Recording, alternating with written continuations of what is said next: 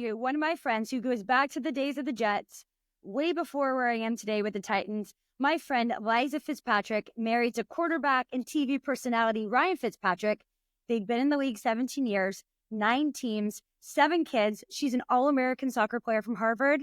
Please welcome Liza Fitzpatrick. So Liza, I still remember very vividly the first day I met you. And I think I was so drawn to you because I saw a lot of myself in you. I mean, I have 4 kids. You have 7 kids. Life is crazy and chaotic. And we're both very hands-on and have a lot of energy. And so I saw you underneath one of the tents. Your kids were running around, throwing the footballs, probably like my kids pouring Gatorade on their head, just rolling around in snacks. At the time, they were all very little. I mean, I know your oldest now is senior in high school, but back then they were all super small. Yeah, I think he was 3rd grade when we moved to 3rd grade. So how old you are in 3rd grade? Was your oldest? One was our oldest, and when we moved to the Jets. We had 5 kids when we arrived at the Jets, and left with 6. A parting gift. Yeah. Yeah. I have a theory about that. I have a theory that when you're with a team who doesn't have a winning record, the next year that team typically has the most amount of babies come into the league. So I think that's like a very great theory. I think it's a really, that year we had a baby, it was like that was the end of our time there. Well, to be honest, because I had 3 babies then, and I got pregnant not long after that also. So baby number 4 came. So I'm into that. But I just remembered you running around, being crazy, just seemed like a very wholesome, down-to-earth family, which I naturally gravitate towards that. Someone who has the same kind of energy and engages in those kind of situations. And so I just remember drawn to you and the chaos. I call it organized chaos because, just my life is on the kids right now. I mean, my kids are the twins now, which are crazy because you knew them when they were 3 turning 4, are now in 6th grade. 6th grade. So are they in middle school or is it still elementary? They're 6th grade. Okay, that's huge. 6th grade. They're middle school. That was in 9th grade. And Ben, who you got to meet briefly, is now in 1st grade. So it's crazy. And okay, now one of the things I love most about you is that you have 7 kids and then like they span over this course of time. So correct me, you've got one that's a senior in high school and one that's in kindergarten? Yes, the top to bottom. Senior in high school, and then the little man just started kindergarten a couple weeks ago. Was little man a surprise? No. So you wanted him. You were ready to go. Well, we had 2 boys and 4 girls. And so I would say like we all wanted 4 or 5 kids. And by the time we hit like 5, I felt like I convinced Ryan for number 5. And then I felt like I convinced Ryan for number 6. And then I can remember we were in Tampa and it was my birthday and we went out to dinner around my birthday. And I was feeling like we weren't done. You're like, let's do it for 7. And so we were like having this discussion, like legitimately. So he'd done 2 years with the Bucks, and it was like after that 2nd season in May. And maybe now I can't remember. But anyway, it was a moment of like, are you going to retire? And am I going to retire? Like that was the discussion. Like, are you retiring from football? And am I retiring from the babies? From holding babies in my stomach. Dinner, he said something very simple. He was like, I think we make beautiful babies and we should have another one. And so then like 3 weeks later, I started to think practically like, oh my God, we're going to have 7 kids. Oh my God, we don't fit in our car. And then it was too late. So. You just made me remember something. And you said car. So I think you told you this story, but it is still so vivid. So we met on the Jets, then Nick signed with the Bucks. And I remember we had just moved into this neighborhood and we were renting because all these 1-year deals, you just don't go buy a house because you just don't know. And so I remember renting and I was out on a run one day and I was very pregnant. So I wasn't going super fast. And I ran by this house and I looked at it and I stopped every time because this was this one path I would take. And I ran by this house and I was like, oh my God, I love this house. So I remember stopping, taking a picture and texting Nick, okay, if you sign a long-term deal, I want this house. I want this house. And so I kept on running. Then the next day I was like, okay, I'm going to go by my house. And I remember this moving truck was right in front of this house. And I was like, oh man, it was sold. Okay. But then I stopped for a second longer and I was like, wait a second. There's a minivan that is wrapped in the iridescent sparkles. And I was like, I only know one person who has a minivan that is wrapped in sparkles, and that was you. And I remember, and if you know this about me, I don't ever end my workouts early. Like, that is my one time. I remember sprinting home being like, Nick, you're never going to believe what happened. I'm pretty sure Ryan signed with the Buck, and he's living in my house down the street. And so I remember texting you, and you're like, yeah, we're moving in. I was like, oh my gosh. And it was so great. Like, I was super happy just because I knew bananas. We ended up so close to each other without any contact, without knowing. So close. Okay, yeah.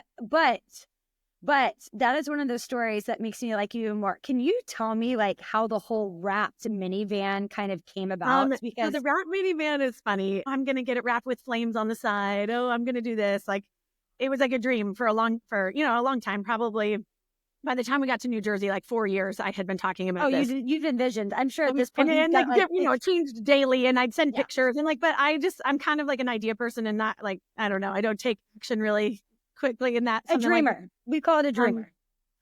So then Christmas, I was pregnant. So Christmas of 2016, my car, like, there was an issue with the battery. I was having a problem starting it. So Ryan took it in, and they had a game, I think on Christmas Eve that year.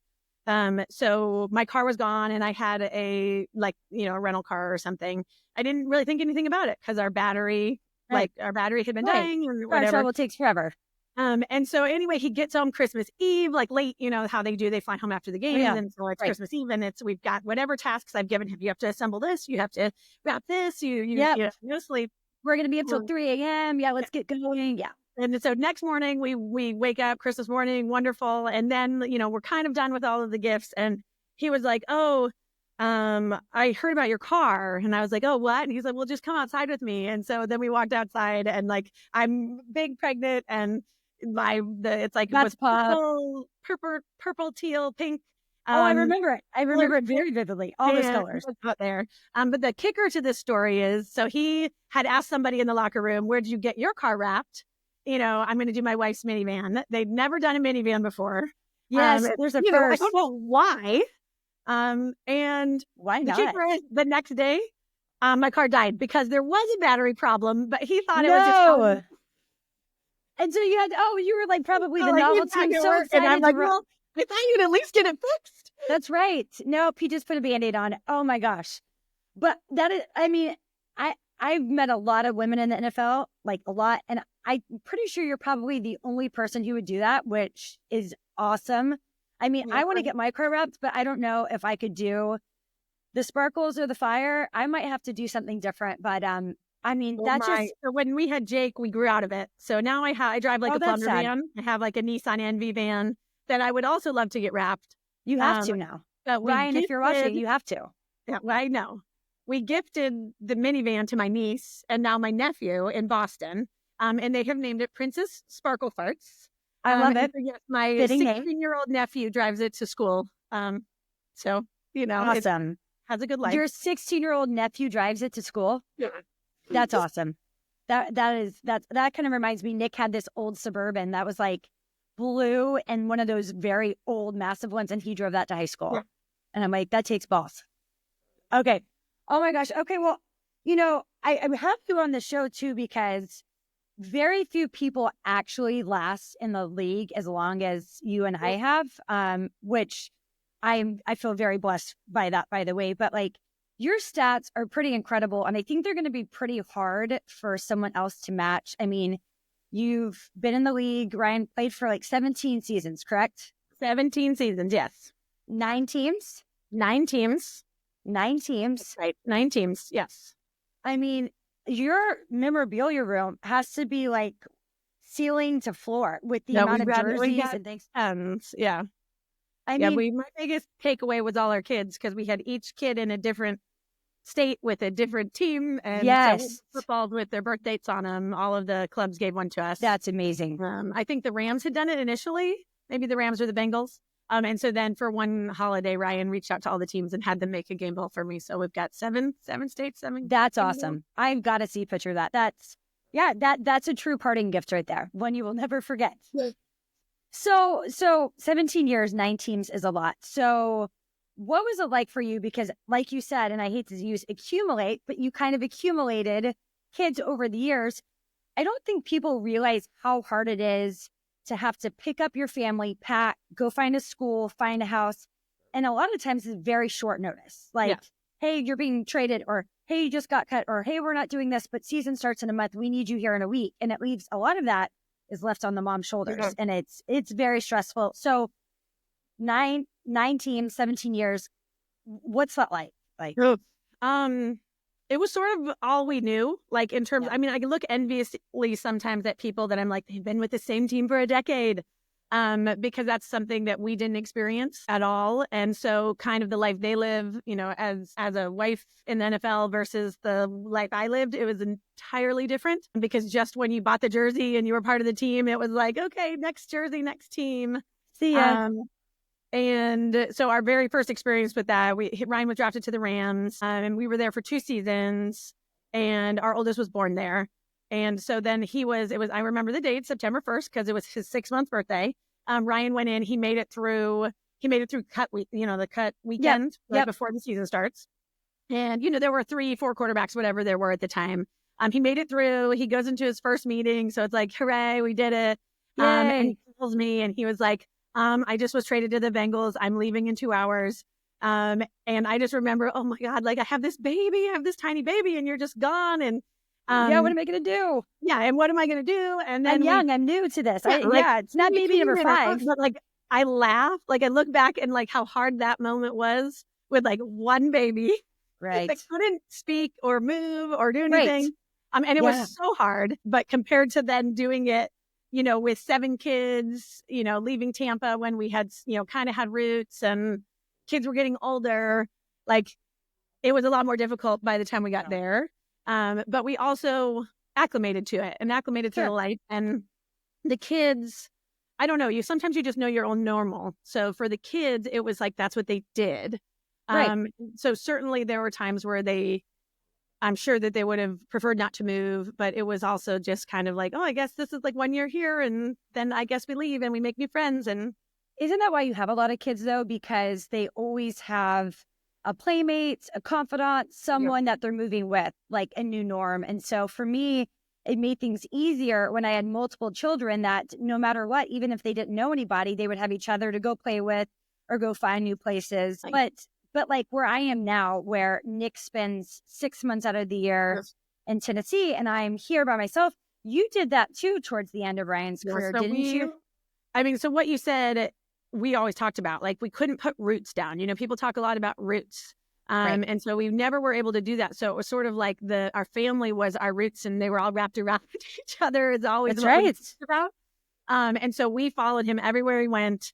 And, you know, every time it would be like another discussion. And so then when we were in Tampa for 2 years, and then Ryan ended up signing with the Dolphins.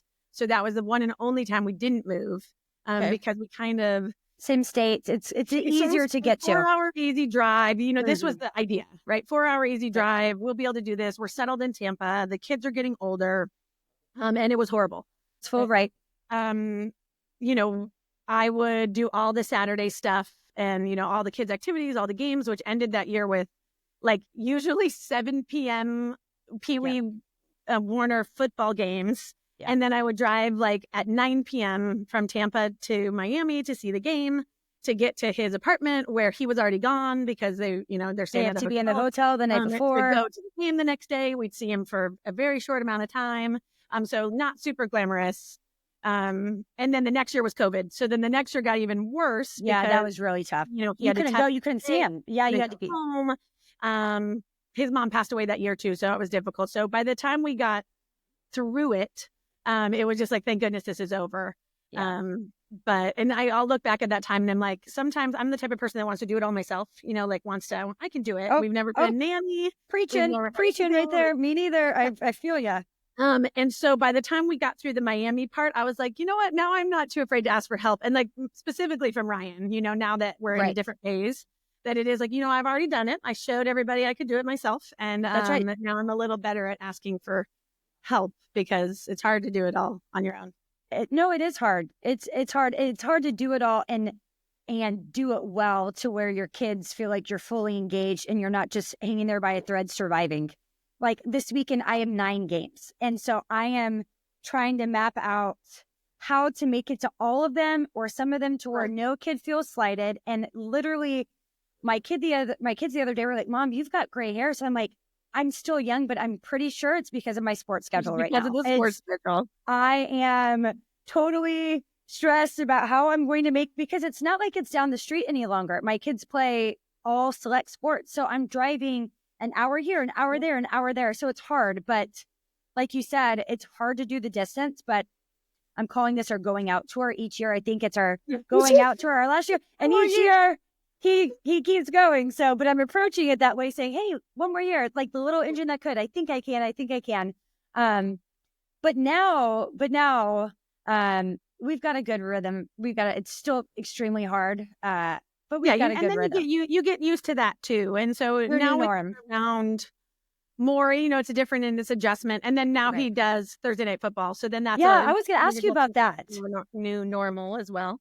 Okay, so I've always loved Ryan's big personality because he just was always so lively, just always happy. I mean, I know you see probably a different side. I take most of the credit for that. Of course. Happy wife, happy life. Before I met him, I opened him up. Because now he's FITZMagic, and he's got what I've heard him say is the Amish rifle, the big, goatee. And then one day you see him and he's wearing like a leather suit or crazy outfit. So like, I see he had like a vibe everywhere we moved. Like once we hit Buffalo, it was like Buffalo was kind of a lumberjack vibe. And then, wherever we went, he kind of like acclimated to the area. He wore his like Miami shirts and chest hair. So okay, what it's like, because Nick's played forever, but he's never done announcing. So like, what is Thursday night football? That's super cool. I love watching him. He's really good, by the way. I mean, but he's also known as like, I know you're probably going to roll your eyes, but I have to say it, but like smartest man in football, smartest quarterback. And so he's a smart guy. I'll give him, he is, give him that. So he's really enjoying it. I think it's been a good like transition for us, because I think if you were, doing nothing, that wouldn't be great for probably everybody. Yeah. And I think he's having a lot of fun. And then he's the biggest thing that kind of we lost in the process was we were like, yeah, you'll do Thursday night football and you'll be gone on Thursdays and you'll be home on the weekend. But really, it's like he leaves on Tuesday and he's home on Friday. He travels more than we think. That's what I was going to ask. What's it like? What is his like travel schedule? Like, what is it now? It's like weekly. So it's at least like Wednesday to Friday, because, when they're playing, they charter their planes. So they leave Saturday, they come back Sunday, no matter what. And here it's like, well, he's got to fly to Green Bay and he's got to do it commercial. And so there's this layover and I have to leave super early. So why don't I leave a day early anyway? It always just kind of piles on. And, so that, and then there's not, half the games aren't home and away, right? Every game is away. So it was just funny going into the first year of it. We hadn't really thought it through. We were like, and it is great because the weekends you just described, we have 100 games every weekend. Yeah. I think we have 57 soccer tournaments in the course of the year. I have a spreadsheet with like everybody's weekend. And, those, some of them are overlapping the same tournaments and stuff, but 57. So a lot of sports, a lot of activities, and he missed so much of that. When they play and they're gone every Saturday and Sunday, he missed years and years and years of that. And so his goal, like the benefit of the Thursday night, is he can get back to participate in all of that. The disadvantage is that then it often, like this week, he left Monday night. It's the first week, the game's tonight, the first that's exciting of the year. And he left on Monday night, because there's always like, oh, well, just interview this person or we're going to do that. And so we weren't really thinking it through in the beginning, but it's still worth it. Then when the season's done, he has the break that we're kind of used to with playing. So it's very similar to when he was playing. I would say a lot lighter because there was just the burden of playing is heavy, right? Especially as a quarterback. Yeah, like every week you win, loss, whatever. It's heavy on your body. It's heavy on your mind. And so, being on the other side, it was always like, on a random Wednesday, if something happened with the kids or I needed to ask a question about the house, like it was almost like during the football season, no, like I don't disrupt like whatever. That's right. They're busy. They're in meetings. Even and steady. And now it's like, texting him, calling him minutes before, silly stuff, all that stuff. So it's just much lighter. So that have you got to meet any cool people through his, because now he's like in commercials too. I just watched him. I think doing all that stuff. So a lot of these commercials are shot like where one person shoots it and then the other person shoots it. So the girls were they're not hoping to meet together. Kevin Hart, but then they didn't meet Kevin Hart. But I've just spoiled it now for everybody. He did get to meet Jake from State Farm. So hey, there we go. Jake from State Farm. Oh my God, Kevin Hart. That's hilarious. It's all right. We'll pretend. We'll cut that out. It's all right. Yeah, no one needs to know. Don't let other people know. I don't want to ruin their No lives. one needs to know that. No one needs to know. He has met lots of interesting people. I don't get to meet. That's what it is too. I think that's what you're talking about with the wives and girlfriends that you see is like, look at this shiny life that they live, and certainly there are fun parts and there are big opportunities. But when you have 100 kids, and one person is off doing other things, then that means that I was the one not doing the fun, sparkly Thinking thing. of everything else. No, I wanted to bring this up to you because 7 kids. You mentioned like 57 soccer tournaments. You were a Harvard soccer player. You were an All-American soccer player. I was. I'm the only All-American in the house. That's my claim to fame. You're right. And I told Annabelle that my daughter's like a big time soccer player. And I was like, look at that, because I don't think people realize how hard it is to become like a Division I collegiate athlete. I mean, they instantly see like, I'm going to start with rec and then I'm going to play select and then I'm going to go do all these big things. When all is said and done, very few people actually go and do that and do it well. And not only did you go play at Harvard, I mean like Harvard, but All-American captain. So what was it like for you? How did you get to that point? Because I want to be able to tell my daughter, look, you're doing the right things, but like, this is what else you could do in order to get there. So what would you tell her? I don't really know, because it's tough, because now you see all these things. So it's like, okay, in order to get to this level, you need to have, 1 million touches a day, and you need to be doing this thing and that thing. And to be honest, that's not what I did. What I did is I played soccer and I loved it. Part of the reason my parents started the soccer club in the town I grew up in. I grew up in Iowa. There wasn't much soccer opportunity when my brother was playing, who's older than me. So they were like, well, let's start another team. And so by the time I came around, I'd been on the sidelines of the soccer field, watching him, staying for extra practices, doing that. So I certainly got in plenty of soccer. I played on a boys team, but it was because I loved it, right? It was because I loved it and it's all I wanted to do, not because somebody said, it was a chore. Hey, you need to go do your hour of soccer today, right? Mm-hmm. And so then, I played and I climbed, and then like eventually it was like, well, I guess college is a goal. And so we went to plenty of recruiting tournaments. We did lots of stuff. I was in and out at the time. It still exists, Olympic Development Program through ODP, soccer. for sure. It's changed a little bit, but so I kind of climbed the ranks through the Olympic Development Program and made the regional team and was invited to national camps, and so all of that, like, but for me it was just what I did. Like, I loved it. And obviously my parents fostered it. And so I think that's very important. But I think that we're in a time where it's like, it is like, first of all, it's booming. And there's so many more. When I was younger, right, I was like the only girl playing with the boys, right? So I had a leg up in that sense because there were fewer females even playing, right? There were fewer females even doing this. And now it's like every girl, this is what we're looking to. And it's so great. But then we're putting them in club at, ridiculously young ages. We have 5 kids in competitive. And so we had 4 last year. Like you said, and I know we briefly talked about this for just a second because I'm super passionate about this too, because when we grew up in an age where you were encouraged to play multiple sports and to try out everything and not just solely hone in on one thing at a young age. And you talk to collegiate coaches and they're like, I always look for the athletes who did it all, who are versatile. But there's no time and space for that. There's not. And if you don't start, which is really sad because all of my kids play club soccer, my boys, I'm super proud of them. They've always had that really strong work ethic. They just made the MLS Next team, which is now the thing. Now there's MLS Next, but it's a big deal. But it's almost like a career. They own you. Like you sign a contract. You can't go do anything without their permission. Everything is paid for. You travel over. But if you don't start at 5 years old, if you start at 7 years old, you're already behind the game, which is really sad. You're behind. I think, yes. And so it's like, as the parent playing that game of like, okay, you have this passion and I want to support it and facilitate it, but also like, what is our end goal here? And I think that we get too carried away. Like the end goal for some and plenty might be, professionally. That's amazing to see like what the NWSL is doing, what the WNBA is doing, what for females, like opportunities that weren't there when we were going through it, right? So of course we didn't really think, oh, it was maybe I'll be on the national team, but the reality of that was like that's 22 players. And you never heard about them very often. Like they were off doing their thing. And now. Yeah. And so now it's different. So is it great that these girls are like, I want to be Caitlin Clark or, I want to be Sophia Alex Smith, Morgan or like, yes, it's like fantastic. But it's also like, it can't be like the pressure that we're putting on some of these kids like when they're so young and they don't even know, like they don't. And so then it takes away your ability to like look elsewhere. So what we've been doing is because everywhere we lived, we did basketball.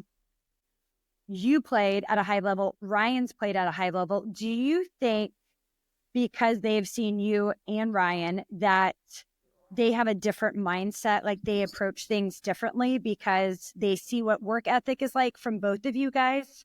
I don't know. Each kid is very different. Yeah. And so we have those kids. We have the kids that like, we look at each other and we're like, that's how we are, right? It was just like kind of a natural drive. And we have the other kids that are happy to be there. They're there for the snacks. That's right. Even they do. I'm not saying that they don't do well or succeed. Sure. Right. Like they're just. They want the orange slices. Yeah. There's a different reason that motivates them. And pluses and minuses to both sides, right? We have the cutthroat person, but it's like, you can see it like so high stress and how much pressure she or he puts on themselves.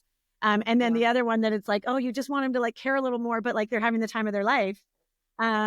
It's hard when you're competitive and you're like, let's go. And then I do think that like Ryan has really, I think you can go one of two ways when you play at such a high level, and it became his career and whatever. Certainly he dreamed of being an NFL player when he was a kid. But when he committed to go to Harvard, that was sort of a decision of like, well, I'll play at Harvard and my football career will be done. It is, you might not know this. It's not a football powerhouse. But I think you're going to come out okay if you go there. Regardless, I think you'll be okay. When he left with that decision, that was his own personal. That was his mindset. That was his mindset. His personal thought was like, this will be, this is my decision, and football will be over. And obviously that wasn't how it worked for him. And so that's part of the reason he lasted 17 years was because of that. It was like this is like a stolen dream, sort of like something he thought he'd lost. And so like each time he went to a new team or each time he was cut or traded. It was sort of like, do I still have fun? Am I still having fun? Yes. If the answer is yes, then I keep can going. Say yes to another opportunity. And that was our discussion together. Like, as long as you are still into it, then we're still here for it. I'm in that mindset too. I think he's with the kids. He like does not pressure them. Right. Mm-hmm. So he has not been like, at the age of 3, getting the boys running out the 40-yard dash, trying to get them ready for the combine. That has not been his method. Why not? Come on, Ryan, let's go. I'm kidding. Speaking kind of one of our, highest attributes, I would say, athletically. Right. I mean, you guys, when I was giving birth, that was like a major story. So Liza, I've said this since the very beginning. Like, I really admire you as a mom. I've always said you're super down to earth. You, like you said earlier, you've always liked to do things on your own, but now you're figuring out how to ask for help. But when I knew you, you were Superwoman. You still are. You did so much. And so, I mean, being in the NFL 17 years and having 7 kids, how did you do it and make it look so easy? And at the same time, I've met all your children. They're wonderful. How keeping them humble and down to earth? I think it's a tough question because I don't know. The verdict is still out. They're good kids. They're great kids. You have a 17-year-old son. You're very worried about how he's turning out. I think he's doing well, but it's tough these teenage years. For us, it was always about just trying to keep things normal, and that was one of the reasons we moved together, and we kept the family. We were trying to keep the family together, and I don't know, maybe for me, part of it was like, I'm not going to do the nanny thing because I want them to like, have me. One parent home with them throughout the season. Yeah, I want somebody to be there. I want to be the constant one. Right. So I don't know that there's like an answer for it, other Sure. than we just tried not to like build up that side of things, right? It wasn't all about like, this is who your dad is, and he's really, he's doing this really impressive thing. It was just like, yeah, your dad is this guy, and he happens to play football. Like, I think that the career took a background in our household for sure. And maybe even moving all the time helped that in a sense, right? Because none of our kids were able to settle in as like, oh, for lack of a better option, like you're Tom Brady's son. And like, now I see you every year from the time you're 3 to 18. We were always plopping down somebody somewhere new. Right. And they were kind of anonymous, and had to rebuild and restart. So I do think that part of that helped. Sure. And then they have to put themselves out there. And then there's certainly like a change or a switch from when they like had no clue to when now they have a clue. And then they have to figure out, okay, are these my new friends because they want to be friends with me? Or are they my new friends because they like heard what my dad does, or they saw him, on TV on Sunday. And so they became really good at doing that. But I just think mostly we kind of keep to ourselves. What was like, so I think people assume that we all sit in box seats for every game. We've got police escorts. We get to go and have these lush seats that we sit in, when in reality, it's not unless you're spending $50,000 on a box, that's not it. So I remember you would bring some kids. What was like a game day for you with that many kids? Like what, like walk me through it. Okay. So let's see. Let me think back. So game day was, we didn't travel to many away games. When the kids were younger, when I was alone or when the kids were younger, we'd go to a few here and there, maybe pick one or two. But we would go to all the home games. And each place was different. Like some stadiums have a daycare and some stadiums don't have a daycare. So the Bengals, I remember my first game with Brady, he was 6 months old, and we drove from St. Louis to Cincinnati because, as I mentioned before, he was traded on September 1st. So like quick turnaround. The Bengals played Baltimore on Monday Night Football. So we drove up directly. I owned a green Volkswagen Bug, and Brady and I drove and arrived in Cincinnati, parked in a parking garage right downtown, followed the masses to the stadium. Like, I hadn't talked to Ryan. I probably had a cell phone, but no iPhone at this point. Right. And so we go and cheer the game, and I think the Bengals ended up winning. Ryan was a backup at the time. And we see him after the game, like Brady was dressed in a tiger costume, a Bengal Of course tiger. He was. Yeah. Strapped to my chest. And we stood the whole time. And I had come from St. Louis, who at the time, it wasn't the greatest environment. So like going to a Monday Night Football game, everybody stood the whole time. It was like the most crazy game I've ever been to. I think the Bengals came back and won. And Brady just like fell asleep on my chest. And after the game, we met up with Ryan, in the family area. And he was like, "Did you see my play?" And I was like, "You had a play?" No. I think that the kicker got hurt. So the punter had to kick, and then the kicker was hurt. So anyway, he had to hold, and it was a botch snap, and he did not do well on his play. But I did not even notice that he had gotten the game. And then we went to find my car because he's like, "Well, where'd you park?" And I was like, "Well, I parked in this parking garage." In the lot. I parked with everyone else. Yeah. And what ensued was like an episode of Seinfeld where I had no idea where I had parked because I had just followed all the Bengals fans. And we did ultimately find the car at 1 a.m. You're exhausted. You have a baby with a tiger's costume on you. That was what it was like with one kid. Exciting. And so anyway, the Bengals did not have a daycare. We went to the Bills afterwards. The Bills did have a daycare. And so those game days were, I would bring whatever children I had, and I would drop them to the wonderful daycare, and I would go watch the game with usually family. His parents would come every game. You have a very close-knit family. I remember that. Made friends really fast there. Watch the game. And then if the game was going well, then I'd escape to the daycare for like the last quarter and bring the kids out to watch kind of the end of the game. And so then where do we go after the Bills? Then the Titans did not have a daycare. So that's when the boys started going with me. So I think they would have been first grade. So like 7 and 5. And they sat with you in the stands with everyone else. Oh, that was it. Finding a babysitter. Every time you move, you have to find a babysitter. And you know what? We shared one in Tampa. Give you their babysitter information, okay? Mm-hmm. They don't want you to steal their babysitter. So that's right. I'm only going to use this I promise it's just game day. I promise. I know we shared So, Miss Heather was my lifesaver. You gave me Miss Heather. The kids still talk about great. her. She was great. Wait, really quick. So bringing back Miss Heather, this is one of those stories. I mean, like it's a big story for me. Like you said before, we moved to so many different places. Virtually, when you move to these places, like so quickly, you don't know anybody. And so over time, the team becomes your family and you get to meet, like for me, I always found a core group of girls I could rely on, talk to. I didn't have to know everybody. Well, I did. I'm very social, but I had a core group that I relied on. And I remember I was 9 months pregnant. We had just finished preseason. Hard Knocks had come. It was like a big deal. We filmed Hard Knocks at your house by the pool, I remember. And I remember I was going on a walk with the family. It was an off day, which is very few.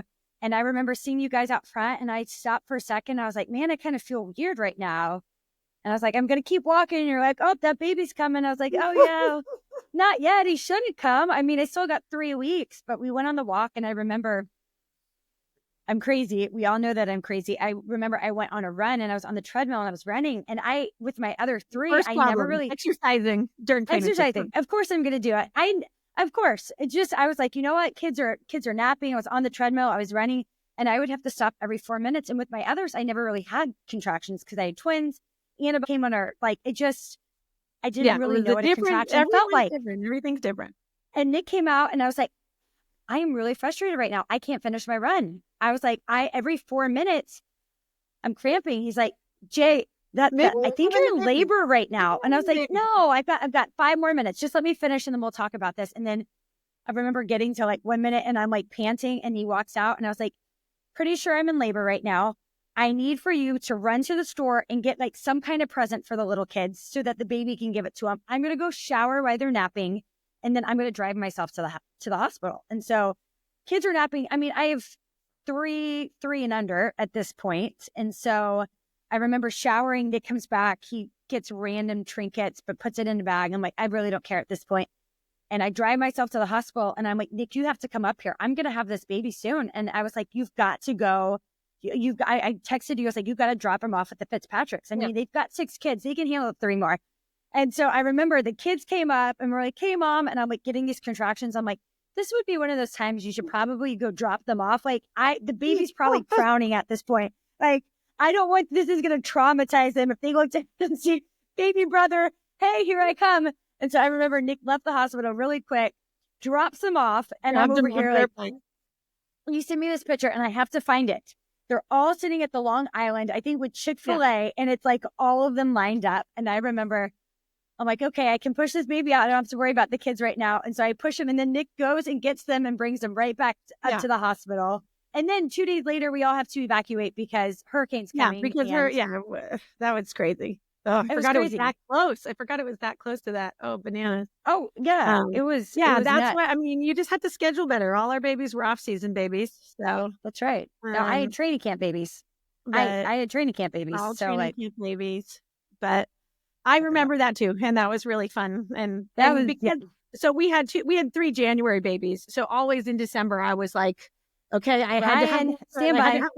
And sometimes it was like the coach's wife, because you don't know people, right? And then you're asking them like, okay, you're going to watch my kids or, whatever. And we never had to make that call, but I was glad to be there for you because I had those backup plans and other situations too. Like, okay, if the baby comes when they're away, who am I going to call? So, oh my gosh, it was great. Well, I guess we can say there's a stat out there.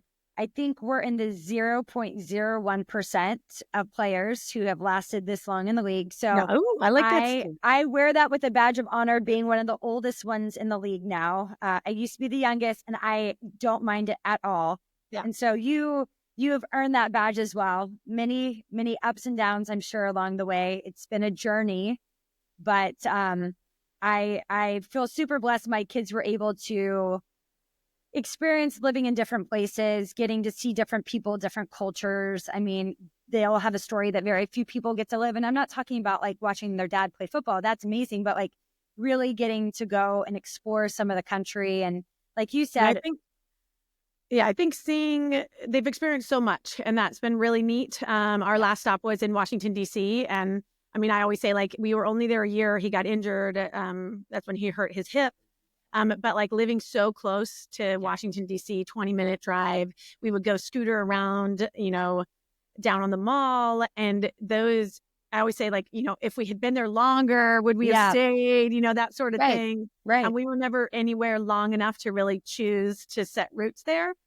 So now we're back in Arizona where Ryan grew up. But all those experiences are just like, again, it's to their kids, that's their normal. I mean, I was somebody, I was born and, essentially born and raised where I grew up my whole life.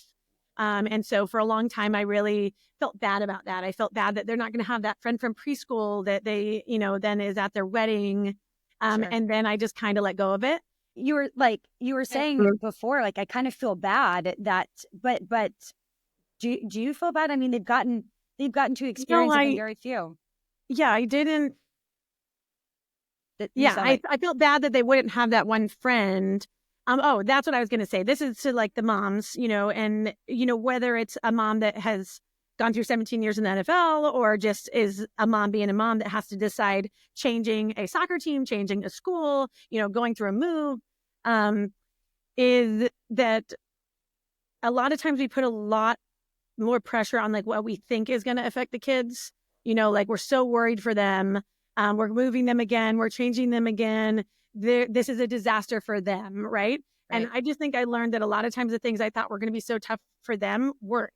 That kids are kids, and they're going to, like, as long as they have, I think, steady people in their lives, which hopefully that was what Ryan and I, are trying to be. They're going to look to you and see like, okay, how should we respond to this moment? I say that all the time. Like when a little kid falls down, they don't immediately cry. They look up at mom and dad and they say like what type of face? And so I'm not saying that a broken arm isn't a broken arm. Okay. No, but sure. Sometimes it's like those little falls. All they need is the reassurance that like, you're going to be okay. Like you're tough, you're strong. We got this, And so I think with all the moving at first, I was just like so consumed by like what it would do to their life because they won't have this normal life. And somewhere along the way, I realized it was actually a lot harder for me. It's harder for me. I have to behind the scenes, pack up the house, sell the house, clean the house. Then we have to find a new place and a new school and a new sports team. I have to make new friends. Kids make new friends at Chick-fil-A. Kids make go there and they're like, oh, this is my name and that's your name. I have to go into a new environment and now like open myself up again, knowing that then I'm just going to leave. Right. Whereas the kids have a little bit more of an unawareness of this stuff. Right. Mom and dad told me to do this. Okay. I'll just go in here and, there's some people that like have a blue shirt on. I like blue. We're going to be best friends. So, I think there's a kid's book we read all the time where it's like, why make big problems out of little problems? And I think that's like, I kept reminding myself that throughout. I mean, it's connected to the life that I lived. Right. Because it felt like, okay, this feels like a really big problem. We're going to have to move again. But the reality is like, it's a very fortunate, champagne problem. Like, oh, we have to move because he's going to a new team and we're living really great, life and having these experiences. And so I do think that we have the ability as parents to help guide our children, train how kids are going to take things and grow. And I think that's like a really important part of our job, right? Is to help them. And so everybody asks me like, what's your favorite place? And it's like, every place is my favorite place because I went into everything thinking this is going to be fun, right? If I went somewhere and was like, oh, like this is the worst, I have to move again and I can't do it. Like, well, that would have been a miserable 17 years. And instead it was like, oh, we're here now. What are we going to see? What are we going to explore? What are we going to experience? Who are we going to meet? Yeah. Who are we going to meet? And I would even talk about, especially as the kids got older, talk about that. Like, you know Hattie before, and now you're best friends with Hattie. So I said in Tampa, there's a little girl that you've never met before that's just like Hattie that you're going to get to meet you. You're going to, be best friends with. Mm-hmm. And the other thing I think about moving is like, you get to keep all your friends. Like you've collected all these friends. And it can sometimes be harder for the person left behind. Because in the people left behind, we're removed from like the everyday and the different stuff. And whereas all my friends are like, oh yeah, I've got friends in New Jersey and in Tampa and Tennessee and in Washington, D.C. And they could just like go back there, even though it's been 8 years, I could just go right back there and we'd be besties again. But you know what? A lot of that is because of you and Ryan, just the type of household and type of environment you brought them in. And so I think Ryan lasted as long as he did because he had such a great support system in you and that family unit, because it can be very lonely in the NFL. There's a lot of highs and a lot of lows. And I know that Nick relies a lot on our family and the support system. So without you, even though we're oftentimes in the background and I don't need to be in the limelight, I don't need my accolades to be broadcasted out there, but I really think that these players that last as long as they do, it's because of that home unit, that support system at home. So I give you all the props and praise in the world, because he would not have made it as far as he had, I guarantee you, without you and that family cheering him on. To thank my friend Liza for coming on here and sharing her wealth of knowledge. And in the words of Liza's husband, Ryan Fitzpatrick, you never know what's going to happen in the NFL. That's probably the thing I've learned the most. Expect the unexpected. Well, I'm pretty sure all my mom friends out there can relate. You never know what's going to happen until you hear something shatter in the other room. So good luck to all my fellow moms out there. Can't wait for you to join us on A League of Your Own.